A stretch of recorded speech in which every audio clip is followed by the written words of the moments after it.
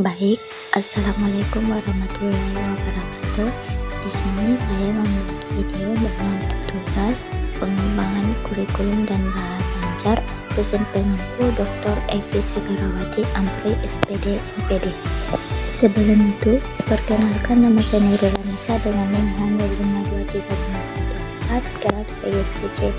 Nah, di sini saya akan membahas tentang materi merekonstruksi informasi tentang masyarakat dan kebudayaan melalui sistem pendidikan di sekolah, di mana sebelum membahas mengenai bidang pendidikan, beberapa pengertian dasar mengenai struktur, sistem, dan fungsi suatu sistem pendidikan. Menurut Saswinadi Sasmojo tahun 1995, struktur suatu fenomena adalah unsur-unsur pembentuk fenomena dan hubungan saling pengaruh atau pola keterkaitan yang ada di antara unsur-unsur pembentuk fenomena tersebut. Pada umumnya, terjadinya perubahan tersebut karena dilakukan intervensi dalam pembangunan suatu masyarakat bangsa dengan merujuk kepada keinginan yang disepakati masyarakat bangsa tersebut. Dilakukan intervensi ke berbagai bidang dengan tujuan agar keinginan yang disepakati terwujud. Menurut Saswinadi Sasmojo, ada beberapa struktur dari berbagai tatanan, yaitu yang pertama, tujuan di dalam pendidikan, di mana tujuan dalam pendidikan ini terdapat tujuan tak sempurna, tujuan sementara, tujuan perantara, dan tujuan insidental. Yang kedua yaitu fungsi komponen yang terlibat dalam sistem pendidikan. Yang pertama yaitu regulasi, di mana regulasi ini sebagai alat untuk mengatur kehidupan bermasyarakat, baik secara individu maupun kolektif.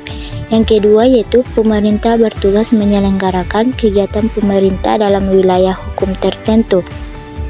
Yang ketiga, pendidik bertugas, di mana dapat menyelenggarakan kegiatan belajar mengajar secara moral, harus bertanggung jawab dalam kegiatan pendidikan dan pengajaran. Materi selanjutnya yaitu misi pendidikan persekolahan, di mana dapat dianalisis keilmuan interdisipliner tersebut memang diperlukan, sebab kegiatan pendidikan sebagai objek ilmiah merupakan gejala rohani dalam arti perkembangan rohani antara anak yang menjadi dewasa dalam konteks hubungan rohani antara anak didik dengan pendidiknya.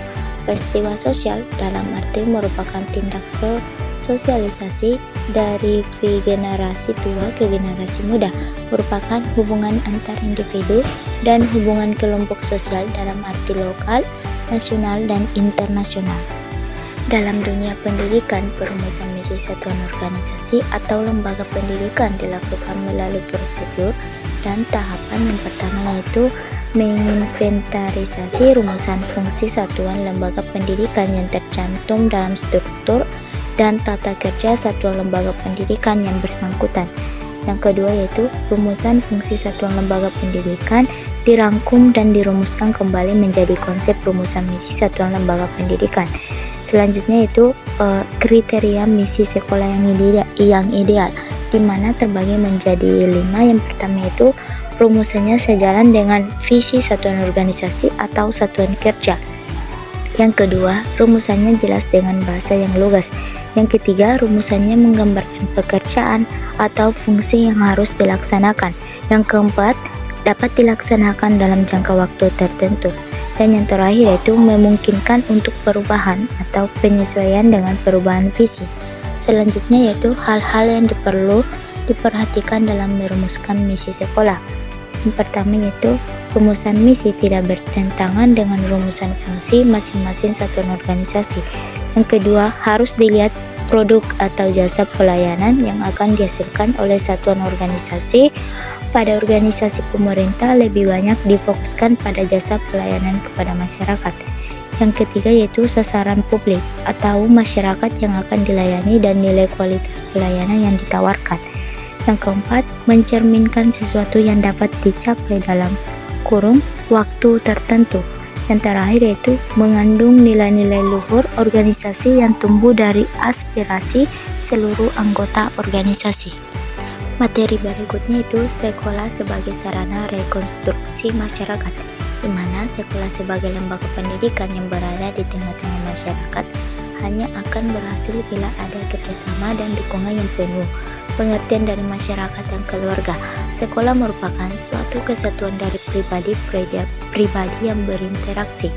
Ada beberapa sistem sekolah terwujud dengan munculnya cara interaksi sosial yang relevan. Yang pertama yaitu analisis perwujudan sistem sekolah sebagai organisasi sosial, di mana analisis ini memiliki suatu penghuni yang tetap, memiliki struktur politik atau kebijakan umum tentang kehidupan sekolah, memiliki inti jaringan hubungan sosial, mengembangkan perasaan atau semangat kebersamaan sekolah, dan memiliki suatu jenis kebudayaan atau sub kebudayaan tersendiri.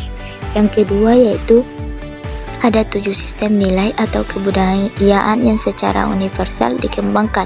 Yang pertama yaitu bahasa, di mana bahasa merupakan sarana bagi manusia untuk memenuhi kebutuhan sosialnya untuk berinteraksi. Yang kedua yaitu sistem teknologi. Manusia selalu berusaha untuk mempertahankan hidupnya sehingga mereka akan selalu membuat peralatan atau benda-benda tersebut. Yang ketiga, sistem mata pencaharian hidup dan ekonomi, di mana suatu masyarakat menjadi fokus kajian penting etnografi. Yang keempat, organisasional, yang selalu berinteraksi dengan lingkungannya. Dalam usaha mengatasi baik masalah eksternal maupun internal, organisasi akan mendapatkan penyelesaian yang berhasil. Yang kelima, sistem pengetahuan, di mana sistem pengetahuan dalam kultural universal berkaitan dengan sistem peralatan hidup dan teknologi, karena sistem pengetahuan bersifat abstrak dan berwujud di dalam ide manusia. Yang keenam, religi. Asal mula permasalahan fungsi religi dalam masyarakat adalah adanya pertanyaan mengapa manusia percaya kepada adanya suatu kekuatan gaib atau supranatural yang dianggap lebih tinggi daripada manusia, dan mengapa manusia itu melakukan berbagai cara untuk berkomunikasi dan mencari hubungan-hubungan dengan kekuatan-kekuatan supranatural. Yang terakhir yaitu kesenian, di mana saat ini bermula dari penelitian etnografi mengenai aktivitas kesenian suatu masyarakat tradisional. Deskripsi yang dikumpulkan dalam penelitian tersebut berisi mengenai benda-benda atau artefak yang memuat unsur seni seperti patung, ukiran, dan hiasan. Materi selanjutnya itu paradigma pendidikan atau pembelajaran, di mana munculnya berbagai perilaku yang tidak terpuji baik pembelajar maupun masyarakat terdidik lainnya. Akhir-akhir ini menunjukkan pendidikan dan pembelajaran yang diberikan belum mampu menyentuh pribadi dan watak anak bangsa, di mana ke-10 perubahan tersebut sebagai pembaruan dalam pendidikan dalam rangka peningkatan sumber daya manusia. 10 perubahan yang harus dilakukan dalam pendidikan itu dikemukakan dalam bentuk yang pertama yaitu proses pembelengguan, di mana harus diubah menjadi proses pembebasan. Yang kedua, proses pembodohan, di mana harus diubah menjadi proses pencerdasan. Yang ketiga, proses perampasan hak, di mana harus diubah menjadi proses penjunjung tinggi hak. Yang keempat, proses pengembirian potensi harus diubah menjadi proses pemberdayaan potensi. Yang kelima, proses pengekangan wawasan yang harus diubah proses penyatuan wawasan. Yang keenam, wahana desintegrasi yang harus diubah menjadi proses wahana pemersatu. Yang ketujuh, hasilnya otoriter yang harus diubah menjadi hasilnya demokratis. Yang kedelapan, lahir manusia apatis yang harus diubah melahirkan manusia peduli. Yang kesembilan, lahirkan tindak kekerasan yang harus diubah menjadi hasilnya cinta damai. Yang terakhir yaitu hanya berlangsung di sekolah yang harus diubah berlangsung di mana-mana. Selain perubahan paradigma pendidikan atau pembelajaran, ada juga materi membahas tentang pengertian paradigma, di mana paradigma diartikan sebagai alam disiplin intelektual, yaitu cara pandang seseorang terhadap diri dan lingkungannya yang akan memengaruhinya dalam berpikir, bersikap, dan bertingkah laku.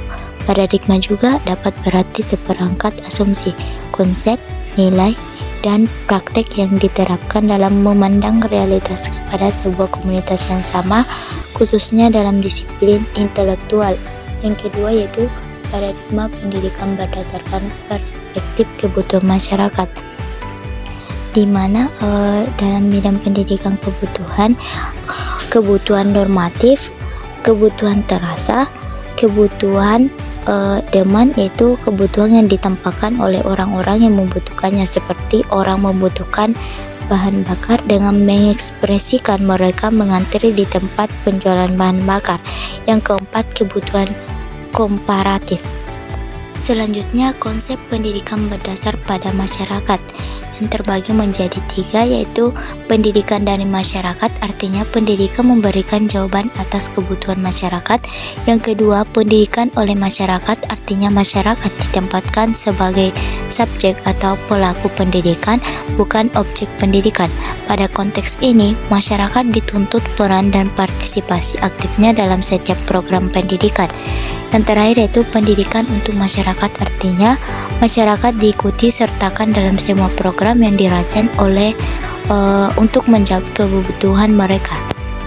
Selanjutnya, materi paradigma yang keempat yaitu tantangan pendidikan di era digital, di mana tantangan ini privasi dan keamanan data menjadi perhatian penting. Langkah-langkah lebih lanjut harus diambil untuk menjamin bahwa informasi pribadi siswa dilindungi secara memadai, mengingat banyaknya data siswa yang dikumpulkan oleh pembelajaran online. Untuk memerangi ancaman siber dan kemungkinan penyalahgunaan informasi, perlindungan data sangatlah penting. Dan materi yang terakhir yaitu pengaruh era digital terhadap pendidikan, di mana ada beberapa dampak positif dan dampak negatif. Di antaranya itu, informasi yang dibutuhkan dapat diakses dengan lebih cepat dan mudah. Yang kedua, kemajuan berbagai bidang yang berbasis teknologi digital memudahkan proses kerja kami. Yang ketiga, munculnya media massa digital, khususnya media elektronik, sebagai sumber pengetahuan dan informasi di masyarakat. Dan materi terakhir yaitu pengaruh eksternal dan internal dalam pengelolaan pendidikan, di mana penyelenggaraan pendidikan nasional yang dilaksanakan secara terus-menerus dan berkelanjutan paling tidak dipengaruhi oleh faktor eksternal maupun internal. Pengaruh eksternal dimaksud adalah adanya perkembangan dunia yang mengglobal yang berlaku dalam dasawarsa ini. Sedangkan pengaruh internal adalah pengaruh kebudayaan dan kehidupan masyarakat bangsa Indonesia. Pengaruh tersebut akan berpengaruh pada pembentukan watak dan kreativitas anak bangsa, di mana dalam kebudayaan Indonesia ini terdapat difusi unsur kebudayaan, benda, perilaku, norma, dan nilai lambang. Selain itu juga ada akulturasi strategi trikot, yaitu kontinuitas, konvergensi, dan konsentris. Nah, di dalam strategi trikot ini terdapat juga kriteria, yaitu asas kegunaan, penumbuhan item atau unsur budaya, pengembang unsur budaya, pengembang bakat budaya individu, survivalitas kegiatan budaya, kenandalan unsur budaya, serap temu, dan kebanggaan originalitasi, taat asas adaptasi, konservasi, museum, dan dokumentasi. Nah, dari materi tersebut kita dapat simpulkan bahwa analisis keilmuan tentang kegiatan pendidikan di sekolah secara makro menunjukkan bahwa penciptaan program-program pendidikan memerlukan landasan berbagai cabang ilmu pengetahuan secara interdisipliner. Paradigma diartikan sebagai alam disiplin intelektual, itu cara pandangan seseorang terhadap diri dan lingkungannya yang akan memengaruhi dalam berpikir kognitif, bersikap atau afektif, dan bertingkah laku atau konatif. Pengaruh eksternal dimaksud adalah adanya perkembangan dunia yang mengglobal yang berlaku dalam dasawarsa ini. Sedangkan pengaruh internal adalah pengaruh kebudayaan dan kehidupan masyarakat bangsa Indonesia. Nah, itulah tadi secara singkat materi dari saya.